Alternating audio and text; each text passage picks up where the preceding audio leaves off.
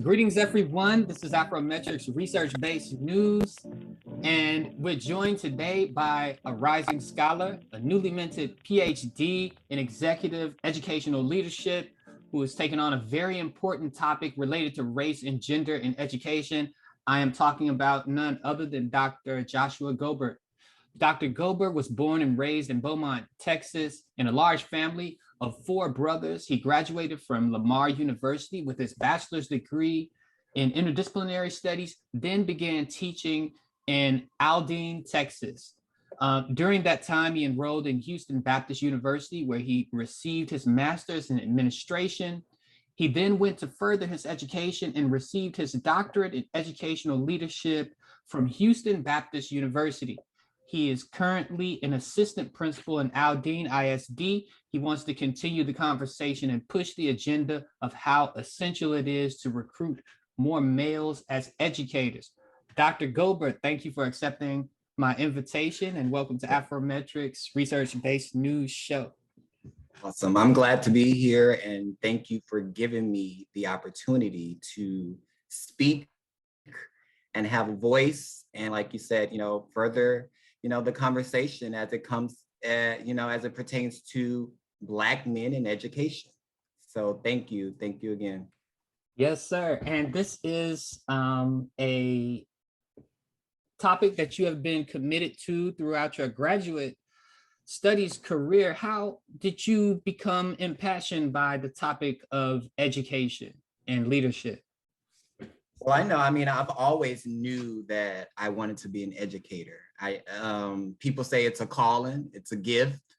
And and so I was one of those kids, I know, the ones that played school. And, for me, I was always the teacher. I didn't want to be the kid. I wanted to be, the teacher that led and was the example and the role model. So, and just, enjoying really, the foundation of education as it pertains to pre-K and kinder and first, that's what I'm passionate about, is the primary levels, which, if anyone ever decides to read my dissertation, you'll see that, my main focus is primary, at the primary level. And that's actually where I'm an assistant principal at for a pre-K kinder primary school. So that really just, having, those role models early on in education, I think it's really excelled my, my interest and really intrigued me to really become an educator. So. Okay. Did you have those role models personally early on? They were not males. Education? But yes, I definitely had role models. I mean, I think my dad is probably one of the biggest role model that I can think of. He's not an educator, but he's a African-American male. And again, as you stated in my bio, I mean, he raised 5 boys.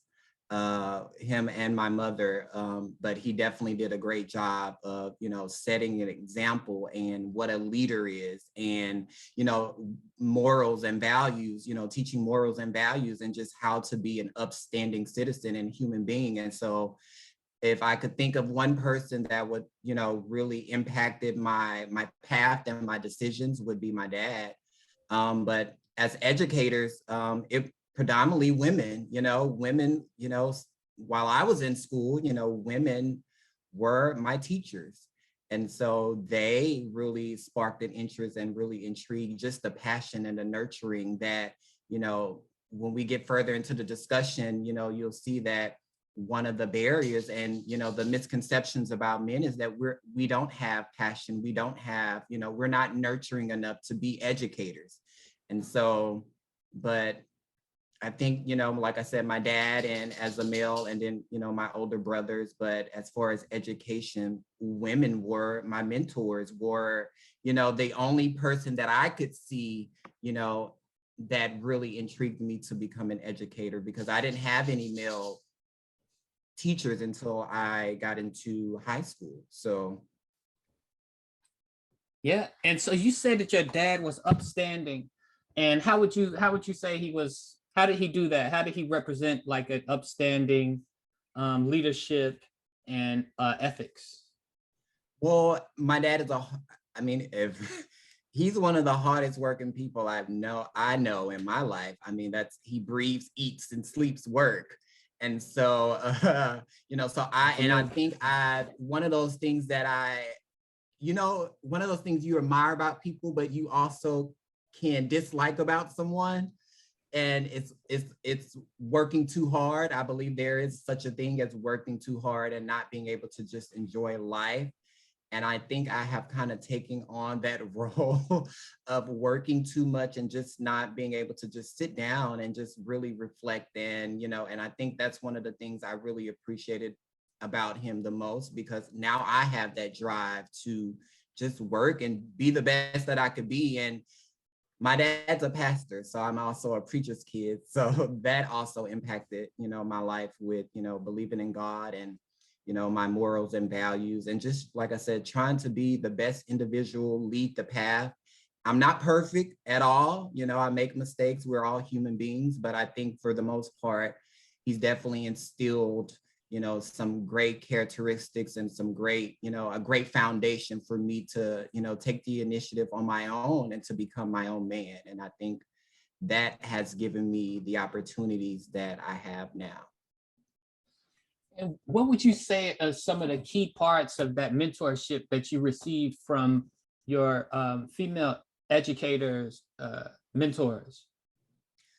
For me, I just think the love. I mean, to be an educator, you have to really truly love kids, love, what you do. And especially at, the level I'm at, it takes a lot of patience, when you're dealing with 3, 4, and 5-year-olds, so, and just, showing compassion, sympathy, empathy, just really being, it's about building, educate in life in general, it's about building relationships. And I think one of the things that really, intrigued me or just really made those connections with my teachers at an early age is you really saw that they truly cared about you as a student and, you as a person, as a kid. And so that's something that I really just stuck by me. And it's funny that my first grade teacher, I remember her, I'll talk about her all the time, Miss Fox. That was almost 30 something years ago. But I mean, I saw her actually 3 weeks ago when I went back home to Beaumont, Texas. I saw her in the store and I haven't seen her in so long. And it was just like, those moments of, just I can remember today, just her being thinking the outside of the box and just really trying to build connections and make classroom fun and loving and connecting with our background, because we all come from different backgrounds and we all as kids, we bring different baggage into the classroom. And so I really think, a lot of my teachers from early on, they knew how to really encompass those baggages and really, do a good job of trying to really get to know us and, be nurturing and compassionate to who we are as individuals. And so those were my role models, my number one supporters. Until this day, I have them on my Facebook and, they still reach out and, congratulate me like, good job, I still love you. And so that, just having those moments really show you that educators is not just, we teach one grade and then we move on and forget about you. It doesn't happen that way. I have kids from my first year of teaching that I still think about to this day. And I still try to reach out to my parents and, I still have relationships with their parents. And, I'm still checking. So it's a lifelong commitment, for me and my perspective, when you truly love what you do, it's a lifelong commitment. Yeah. And why do you believe that the primary school grade levels are so important? Oh man, that's the foundation. That's when you learn your basics. We not only teach, listening and speaking and, the content piece, but we teach, the SEL, that social emotional learning piece. And, that's really when we think about nowadays, 2021 and social media, and we talk about mental health. And so we don't just teach content, we teach, those social and emotional skills and practices of, how to cope and, you know, because like I said, you know, our kids come from different backgrounds and different families and races. And, you know, so the world is a lot different and our kids go through so much. And so, you know, at that primary level, we're teaching, you know, how to deal with anger, you know, how to really show sympathy and empathy, and what does that look like, and what does that mean as a kid, as an individual. And so, like I say, primary is the foundation, and you know, we need more Black men in that foundation because, you know, despite the misconceptions of Black men not being in the household, that's totally a false narrative that we have to stop speaking. Yeah. Because research, yes, if we actually research, Black men are the most involved and engaged, yes, with their families and their kids. And I think that's a narrative that's been put out there that's false. And so I think, you know, for us, and when we get into further into the conversation, you know, a lot of my participants also believe that men don't go into primary level because the misconception of parents' misconception is that, you know, why would a man want to teach 3 and 4 or 5-year-olds? There has to be something wrong with him. But that's a mind shift that we have to shift that mind shift. And those gender roles, I would like to say that we need to move past those gender roles and those gender biases that we put out there that's been in the world for, you know, generations. Okay, I want to go back to that because that's a part of your study. And I appreciate you bringing up some of that recent research that reveals how involved and how present Black males and Black fathers are. And part of the reason you're here is because not just because you have emerged as a leader in education, that you have been practicing, you have been in the practice of being an educator for many years, but you have also recently just finished a study, yes, called The Experiences of African-American Male Educators in Primary Grade Levels. Yes. Can you talk about the purpose of this research? All right. So the purpose of my research was really to gain the true experiences of, you know, African-American male educators at, you know, the primary levels. And when I defined primary, I did kinder through 2nd grade. Okay. You know, those are my primary levels. And so I just wanted to really, when I looked around, you know, I've been in education, this is my 9th year. And every year, the first 5 years, I would like to think I was the only male on the campus and the only Black male on the campus at that, for a very long time. And then, you know, once I think my last 2 years at my first campus, the principal, you know, we were very close and we had a relationship, and she was like, you know, I'm trying to hire you, you know, get you some more males on the campus, get more males on the campus. And that was her really true prerogative, was to really hire more males. And she was just like, you know, no one is interested in coming to, you know, teach at the primary level. And so I think that last year, I think she hired another one Black male, and he taught 2nd grade.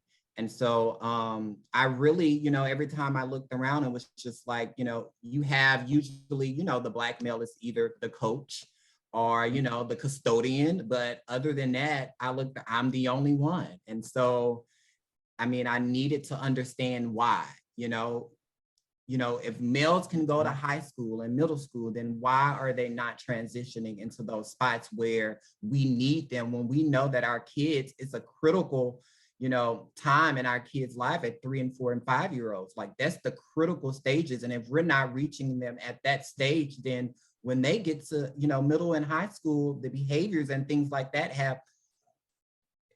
it's a lot to turn around. So if we can catch them and bring those role models at that early age and change those mind shifts, and then we can really be more impactful. And I think, you know, that's one of the things that really drove me to my research, was that I was tired of seeing me be the only Black male in the room when it comes to education. And I think we all have to have, in order to really make a change, it has to be more than one person. We all have to make a commitment to doing what's best for our kids. Okay. And In your study, you took a phenomenological approach. That was important to you. Can you explain why that was important? So with the phenomenological And approach, for it our allowed me as the researcher to really investigate and truly define like the fundamental nature of my participants, like to really, I didn't want to get my perspective. I didn't want to get anyone else's perspective. I wanted to really get their perspective, get their experiences to really show in my dissertation, to really, you know, intrigue and really understand the perceptions of why.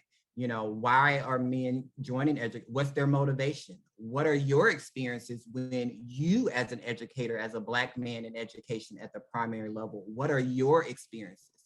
And why do you think, our other counterparts are not, being kind of, being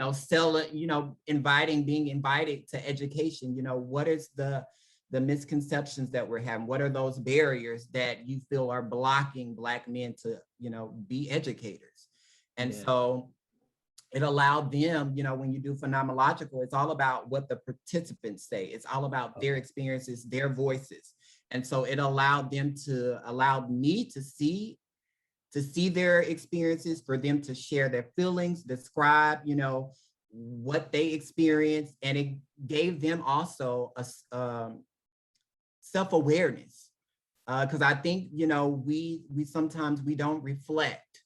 And I think when we get further in, it was very hard for my participants to really dive deep into the questions that I asked them, because it was something new. And I don't think they really thought about, some of the questions, ever thought about it. They just, I think when we get an education, we just, this is what we do. And I don't really think we really take time to reflect of why, and, really think about, why am I always the only Black man around? And so, and based on Bogdan and Bicklin in 2006, it allows you to really break down, and see if there's any trends or any, patterns that you're seeing. So that's what I wanted to do. What it really paints the reality of the participants, and it gives a different perspective in the research. Wow. I was going to ask you, I was going to back up and ask you for our listeners to say a little bit about what phenomenology is, but I think in your answer, you touched on it. Did you want to say any more about what phenomenology is?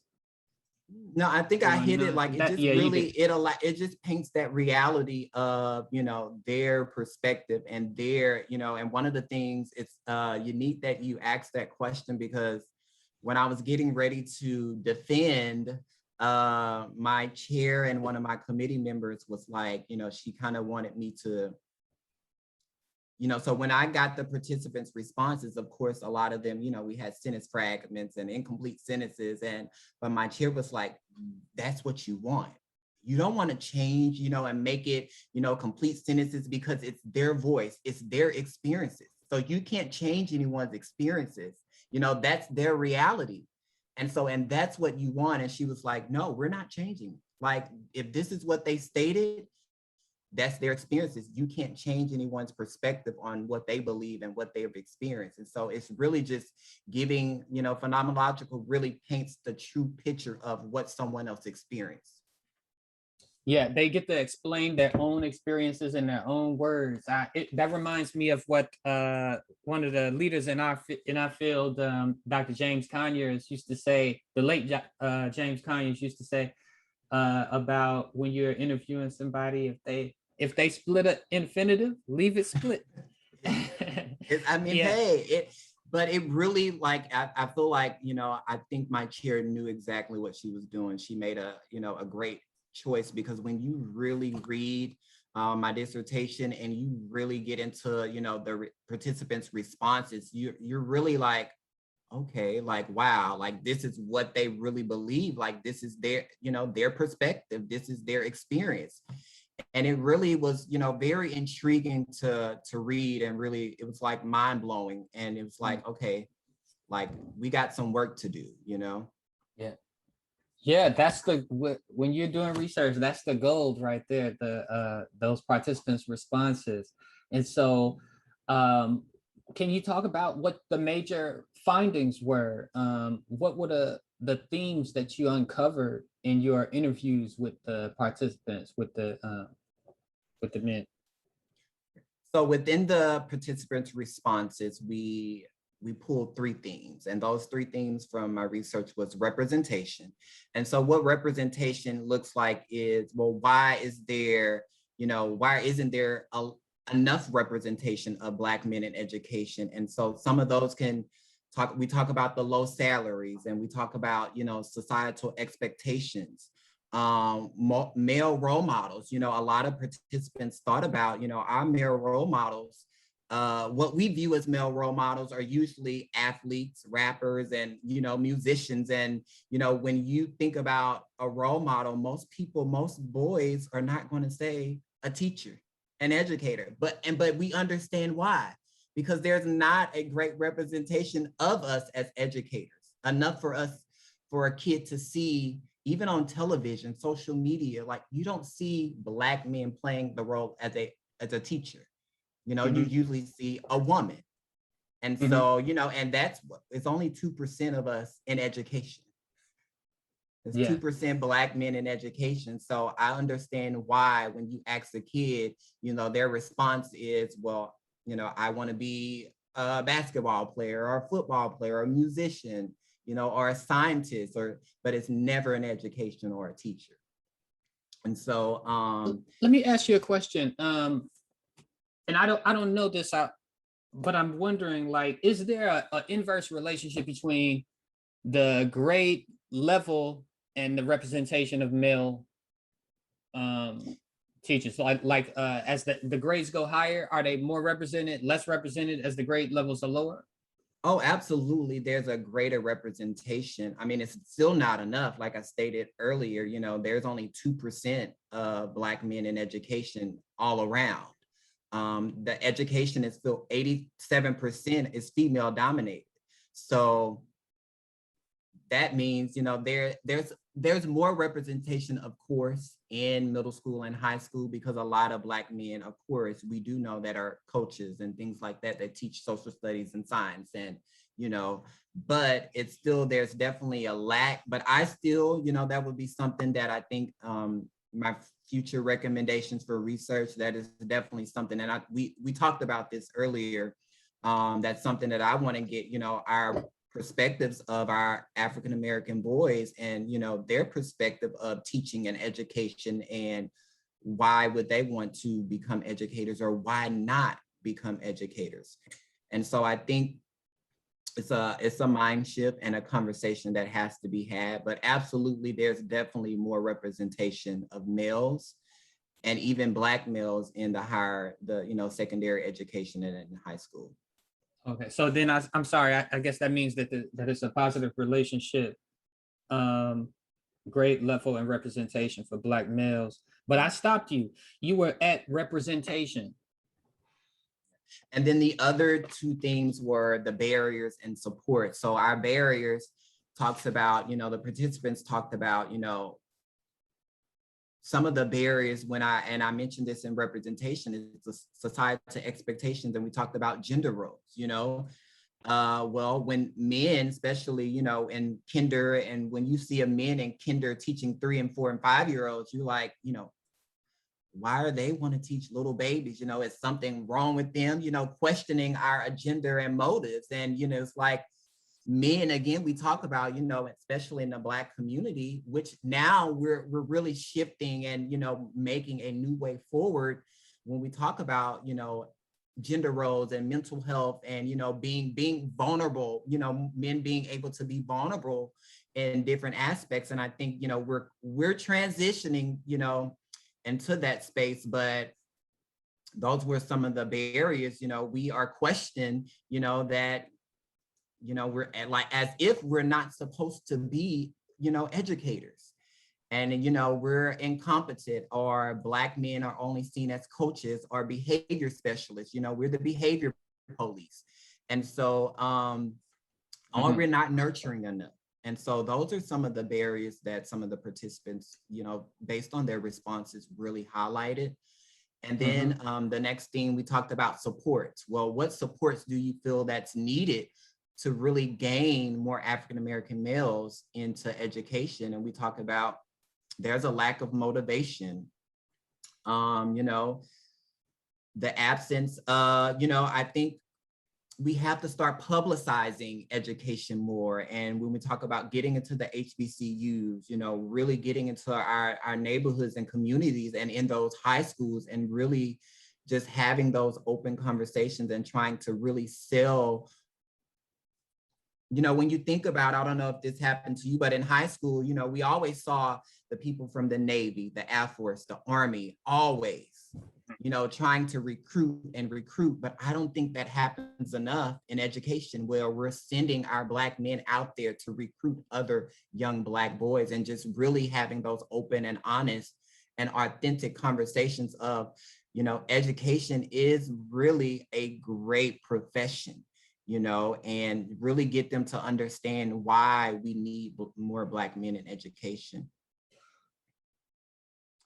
Well, let me ask you, what would you say, what kind of an impact would more representation of Black males have? Well, when we think about, just based on my perspective and based on research, when we think about now, we're seeing definitely a shift where we're having younger parents. We're having a lot of grandparents raise kids and raise. So, as a, speaking on just my role in, at the campus, I've had young parents that are way younger than me, and they just don't really understand,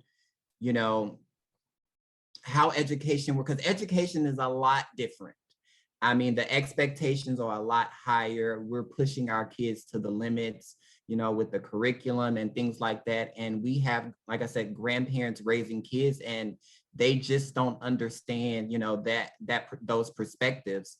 And I think, again, having those male role models can really do justice and have an impact on our young men when, you're seeing someone dress up in a tie and a vest and, with their shirt tucked in, and, you have a belt on. Like, for me, that was a big thing in my classroom. You're not walking into my classroom with your shirt untucked.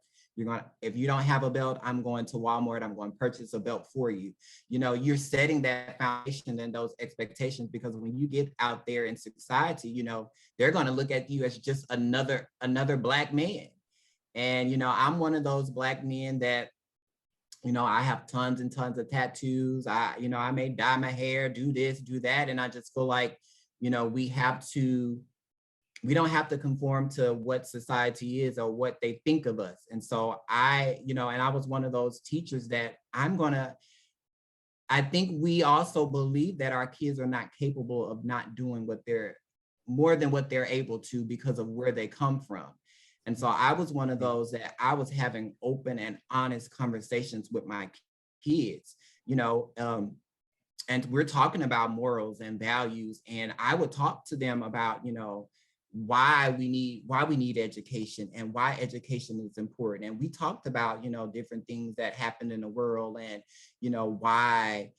And so I just feel that we really need those more role models in education to really bring a really different insight, and really that are not afraid to have those conversations with our Black boys. Because if we look at the behavior and we look at the write-ups, who are getting written up the most? Who's always in the office the most? It's our Black boys. And so it's because really, in the reality, especially social media has definitely made an impact on the way our kids see the world. Because what we see now, everything is social media. And we know that social media is just a small depiction of what people's reality really is. And so I think we have to catch them before, I feel like, the world has kind of depleted their minds, and thinking that, in order to be successful, you have to go this route. And I think we have to change that narrative. And the only way to do that is to have these open conversations and have role models, and people like myself and yourself to say, hey, you don't have to be a rapper or, you know, a basketball player to be successful, and have, you know, you can be successful and be intelligent and still have swag and everything else that comes around with, you know, that's a part of our culture. You can still have it all, you know, so that's truly what I believe in. Yeah, and so you mentioned increasing representation, raising awareness, increasing the recruitment, um, and but what qualities would you say that Black male educators must have? Or would you say Honestly, that? honestly, this is, I believe we have so much to bring to the table just with us being Black. I'm gonna be honest. Yeah. And this is no, I mean, this is no negative, it's nothing negative towards any other gender or race, but I believe we have so much power with just being our authentic selves as a Black community. And I think because of that, and because we know, again, most of our, for example, our district is predominantly African American and Hispanic. And so I think because we know we can have, we understand our culture, we understand, you know, how our kids grow up. Yes, I may have had, you know, a better life than some of my, you know, colleagues or some, you know, other African American men, but I can understand that perspective. I get it because I've had family members that have struggled. My parents struggled, you know, so I understand, you know, the violence that, you know, go on in the Black community. I understand the racism. I understand it all. And so I think because we understand the culture of the Black community and how our, you know, what our kids can go through. And I think we bring that to the table. I mean, that right there really, you know, sets the foundations of building relationships with our families and our parents. And I think so that also, and I think really, you have to have patience, understanding, nurturing, be vulnerable. And I think that's some of the things that, you know, as my participants responded, you know, we are not as vulnerable as we would like to think. You know, we're not vulnerable, you know, in the Black community, you know, men are not supposed to cry. We're not supposed to, you know, be able to lean on each other and show each other love and hugs. And, you know, but I think that's what our kids are missing. Our kids are missing, you know, those hugs and just feeling love.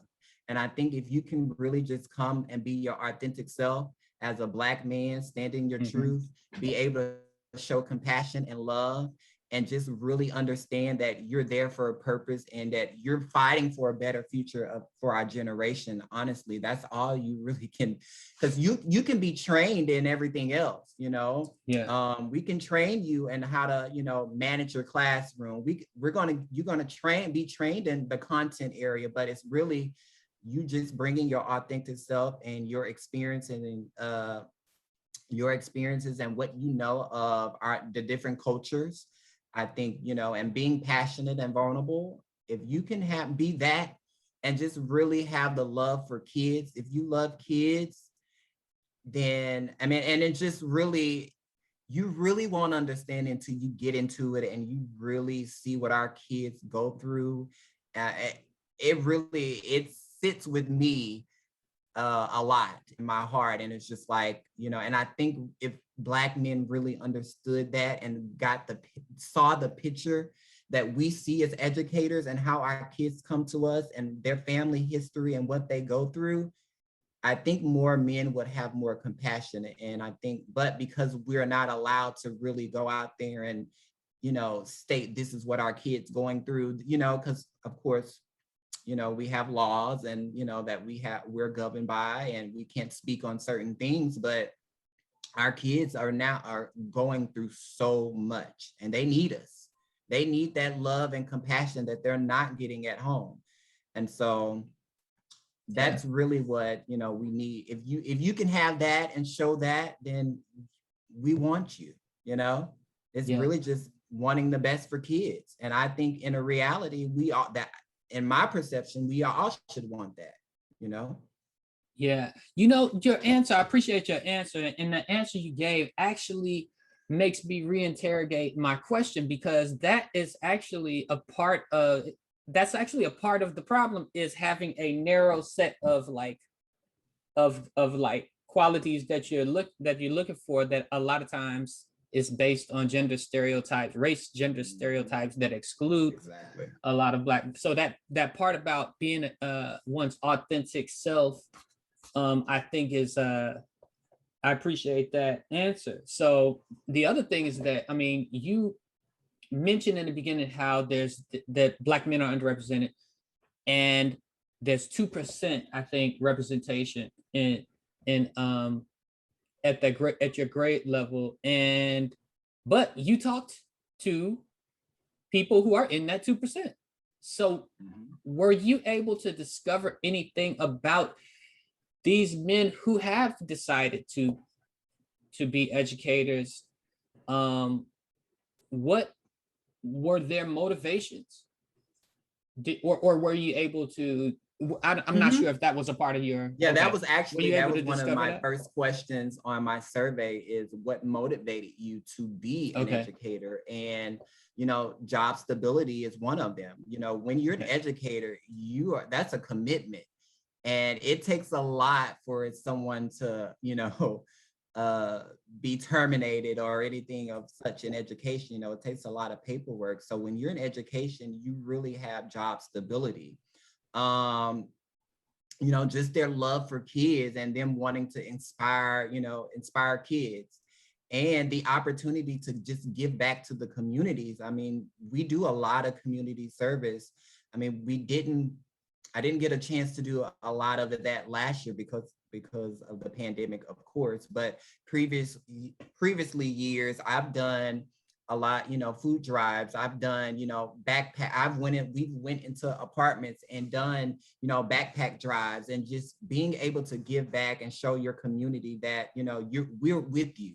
You know, I think that means a lot, because it's just not about the, you know, the teachers and the kids. It's really about the community, because a lot of our schools are community based. And so if you can show that community that you're not just there for a job, but you truly are invested in, you know, the community and their kids that live in that community, I mean, that goes a long way. Everybody wants to be appreciated and just shown that, you know, you genuinely care about their kids. And it's just not, you know, an 8 to, you know, 4:30 job where, okay, your kid's gone and then we don't care about them no more. That's not what it is. Yeah, you know, earlier on in our conversation, you talked about, it was early on, and I mentioned that I would get back to it, but you mentioned gender roles needing to change. But you also mentioned, when you were discussing the barriers, how some men may feel that they are under suspicion or being hyper surveilled as educators at I've been in that situation. At the younger levels. Yes.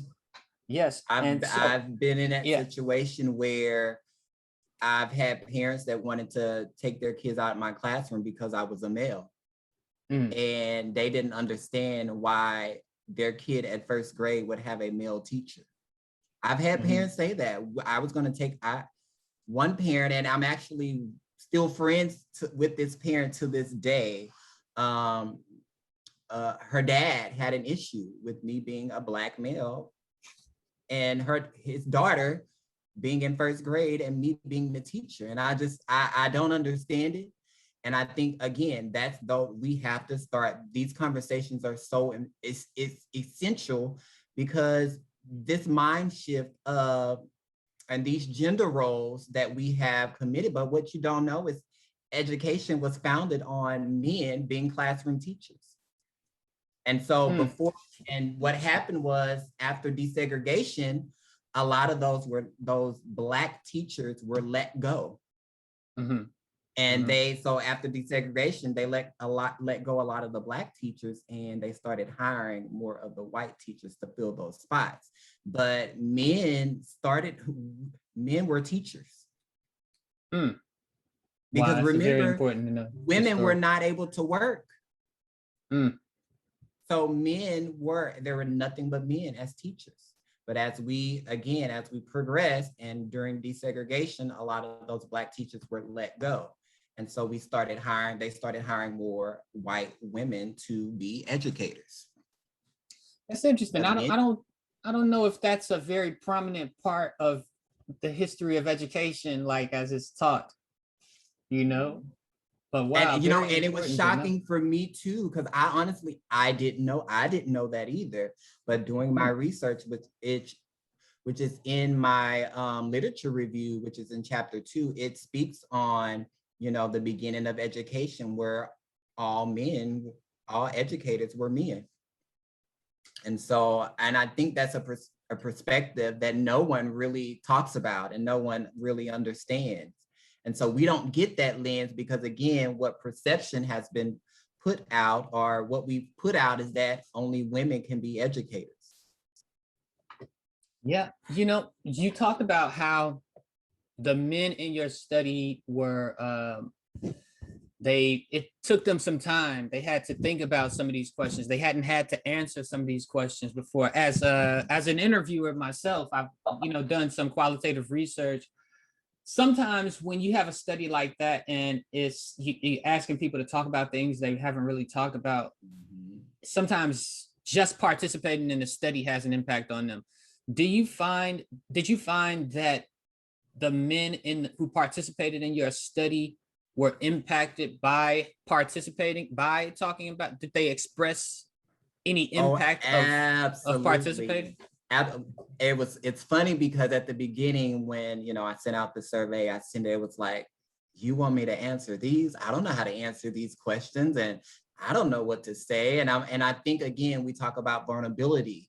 I think we have to allow men to be vulnerable and to really speak their truth. If you're feeling this type of way, you should be able to say that and not be afraid of, oh, I can't say this, or I shouldn't do this because, society says this. But at the end, a lot of those my participants stated, it was like, wow, it was like, that's, your research is so impactful. They was like, I am so glad that you asked me to be a part of this, because what you're doing needs to be said. What you're doing needs to be put out there in the atmosphere. And so, so we went from not wanting to answer the survey and to, wow, like, good job. Like, this is what, like, it was profound for them to be able to just say and see, say what they've been probably wanting to say, or, really getting a different perspective of, education, and why they wanted to be a part of education, and why,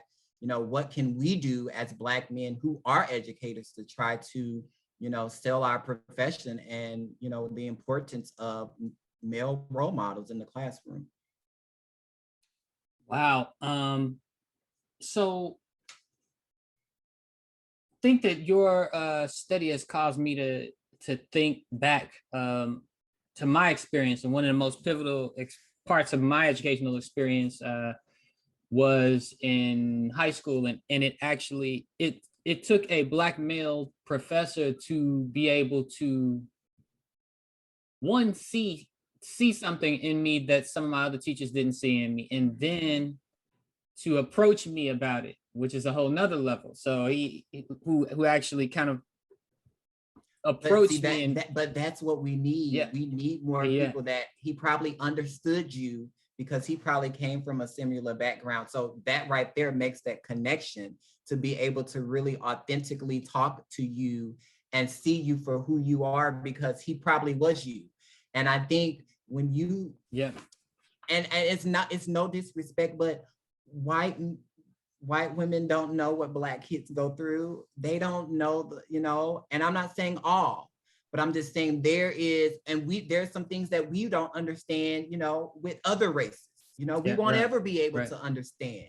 And so it's nothing against anything, but when you have that, and I've done that same thing where I've took those misbehavior kids, because I've always been the one, we're going to dump all the Black boys in Mr. Gobert's class because he know how to handle them. And honestly, we didn't get into that, but that's one of the things of what a lot of my participants hit on, is that you know, they love being an educator, but what they don't love is being seen as a behavior specialist or a counselor, because that's not what they signed up for.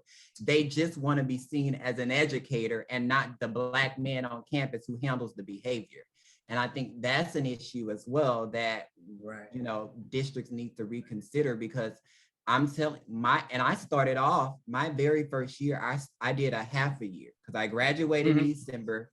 I was thrown into the class. I got a job and started teaching in January.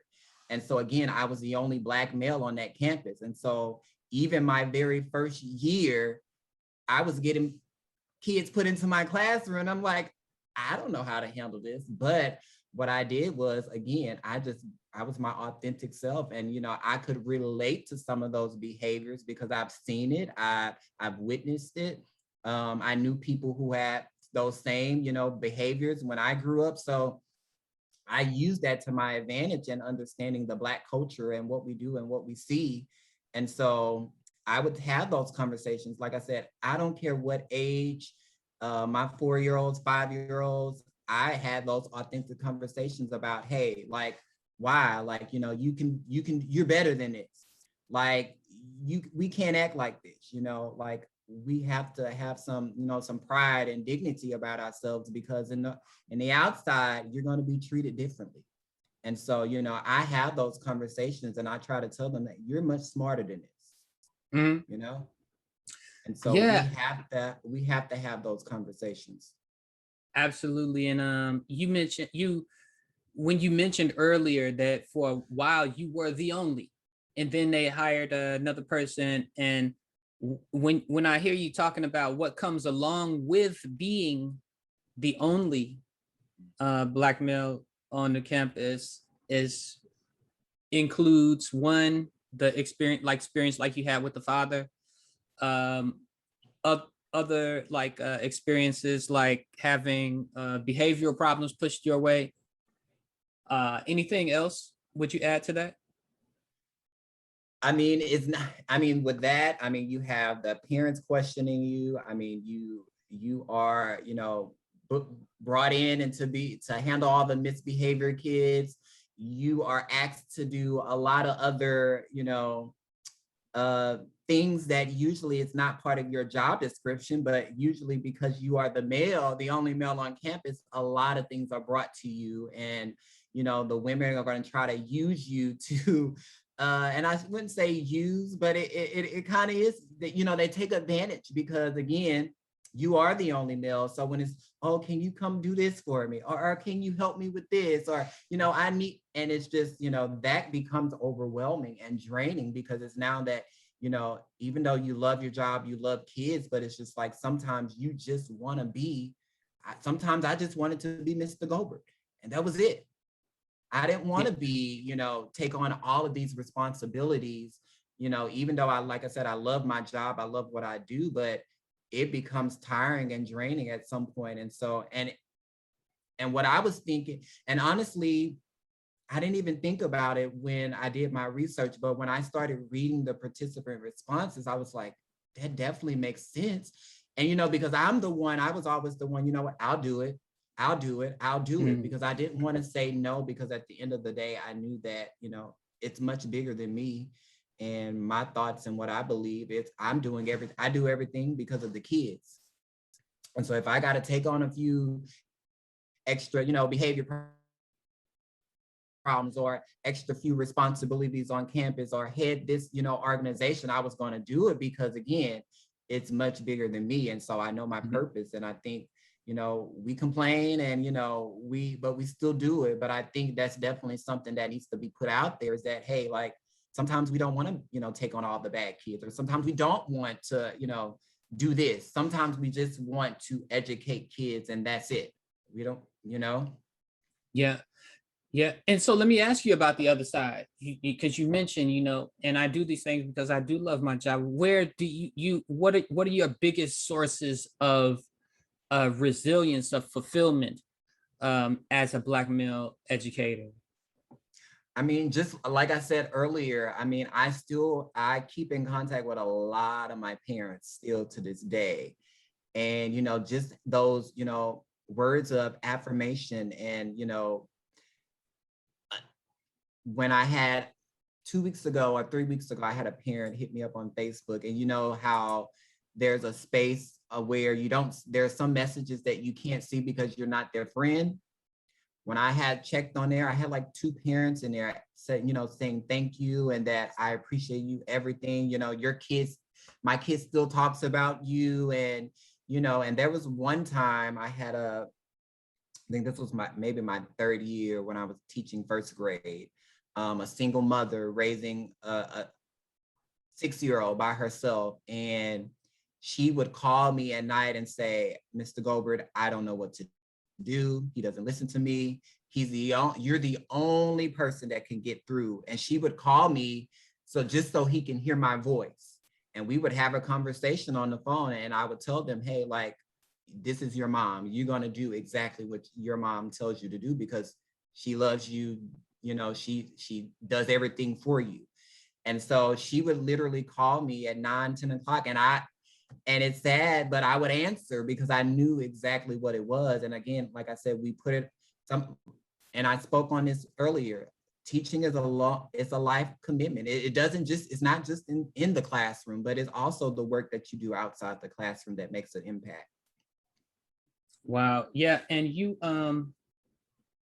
would you say that your participants, when it comes to where they get their sources of fulfillment and resilience as Black male educators, did they say similar things, or did they see anything different? Absolutely. You know, like I said, having, you know, kids like to write and draw pictures, and, you know, just the simple things, you know, like, I thank you, you know, Mr. So-and-so, or, you know, I really appreciate you, or I look up to you. You know, those are just those simple things that, and especially when you see a kid struggle through August to February, and then the light bulb comes on in March, and hey, it may be just a little, you know, we move the needle just a little bit, but seeing that, you know, having that light bulb kick on in that kid, it's just it's fulfilling, and it's exciting to say, you know, to see their excitement that, hey, I got it, I understand it now. And I think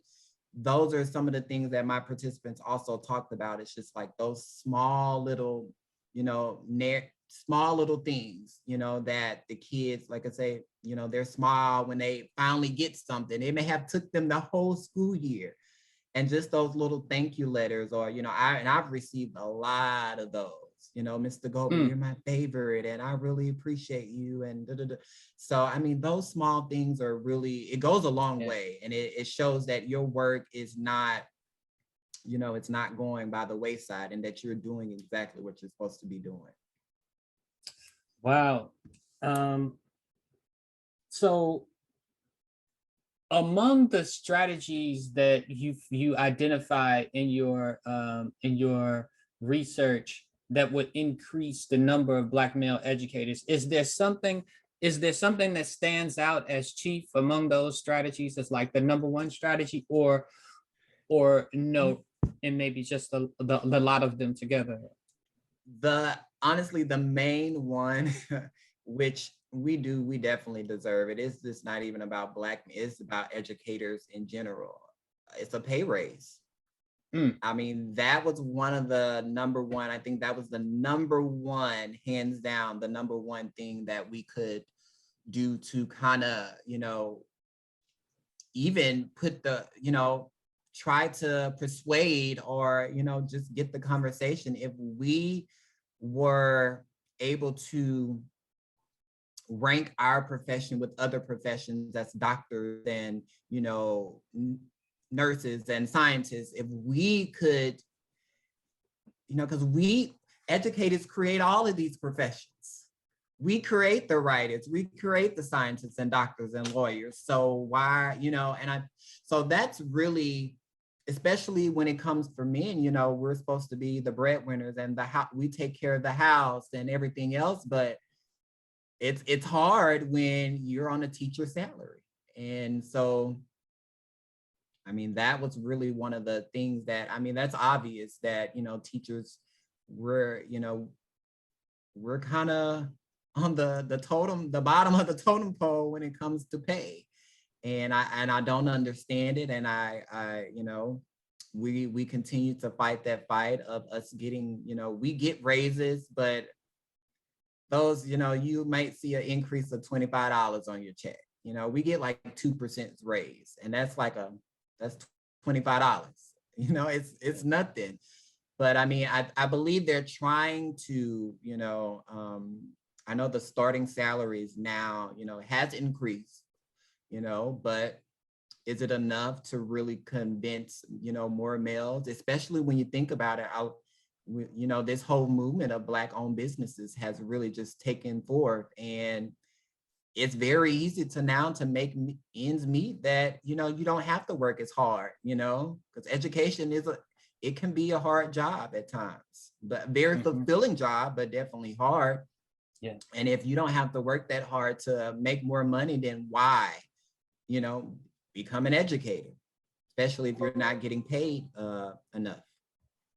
This makes several other points that you made connects a lot of the dots, because as you mentioned earlier, that when it came to representation, the men mentioned salary.